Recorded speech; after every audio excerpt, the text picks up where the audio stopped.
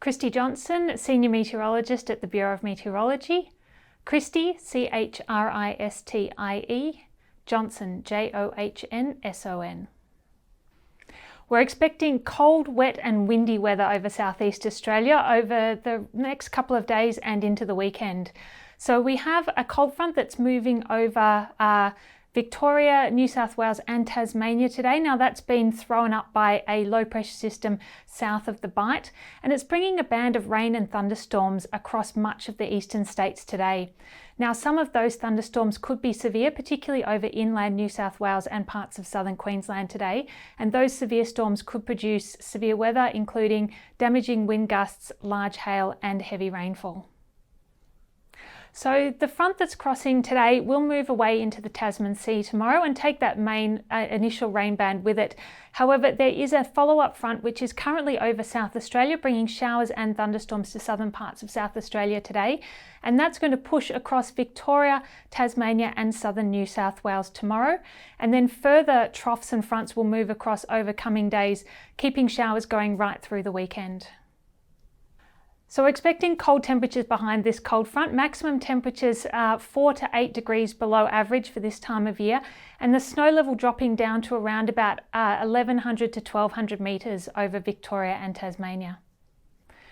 Widespread falls of 30 to 50 millimetres are expected, particularly along the western slopes of the Great Dividing Range in the 24 hours up till about 9 a.m. tomorrow morning. So we're expecting the heaviest falls over the central west and northwest slopes and plains, the central tablelands and the upper Hunter districts. Elsewhere, we're expecting falls of about 5 to 15 millimetres, and of course we could see locally heavier falls anywhere with thunderstorms. Now with the follow-up fronts and troughs that are expected over coming days, we're expecting daily rainfall totals of mostly 5 to 10 millimetres across Victoria, southern New South Wales, Tasmania and southeastern South Australia. Now we could see locally heavier falls of up to 20 to 40 millimetres over the Mount Lofty Ranges in South Australia and also the Northeast Ranges in Victoria. The northwest and New England regions of New South Wales are expecting about 10 to 40 millimetres, and places like Tamworth and Gunnedah are expecting around about 25 to 50 millimetres over coming days, and Armidale looking about 10 to 30 millimetres. The alpine resorts in the Alps of Victoria and New South Wales are expecting to see accumulated falls of around about 20 to 50 centimetres over coming days. So there's a major flood warning current for the Balonne River in Queensland, where we are expecting to potentially see major flooding at Dirrabandi tomorrow.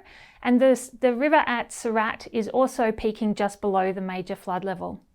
In New South Wales, there's a major flood warning for the Lachlan River, with major flooding occurring currently at Uabalong, and also Gemelong could see major flooding over coming days. There's also numerous minor to moderate flood warnings across southern Queensland, inland New South Wales and northern Victoria. And we also are expecting some of the rainfall that's coming over coming days to cause renewed river rises. And we have issued a flood watch through New South Wales, parts of northern Victoria and also northeastern Tasmania. Now that's mostly for minor to moderate flooding in the flood watch, but there is the potential for major flooding in the Macquarie River at Warren. So flood watches provide an early heads up for conditions where we may see flooding over the next 24 to 48 hours, which allows residents to plan, to stay across the conditions and be ready to move to higher ground if warnings are issued. Obviously, the Bureau is constantly monitoring rainfall and catchment conditions, and warnings are issued as soon as there's an expectation that we will reach the minor flood level at any of the locations for which the Bureau provides a service. So there's the risk of severe thunderstorms today, particularly through inland New South Wales and parts of southern Queensland, and we will be issuing warnings if this occurs. So we are looking at the potential for warnings for phenomena such as damaging wind gusts, heavy rainfall that could lead to flash flooding, and also possibly large hail. There's also the risk of windy conditions away from thunderstorms, and while at the moment no warnings are current because the winds are expected to be below warning thresholds, given the saturated ground, it's important to note that we could still see damage from winds even below the warning thresholds. And if we are expecting the winds to reach those warning thresholds, we will issue severe weather warnings. We could also see large waves and abnormally high tides with strong winds wrapping around that low pressure system in the Bight. So this is most likely to affect southern South Australia and maybe parts of southwestern Victoria along the coast there, and make conditions hazardous for some coastal activities. So with all these possible warnings and flood warnings current, it's really important that people stay up to date with the latest forecasts and warnings on the Bureau's app or on our website, and follow all advice from local emergency services.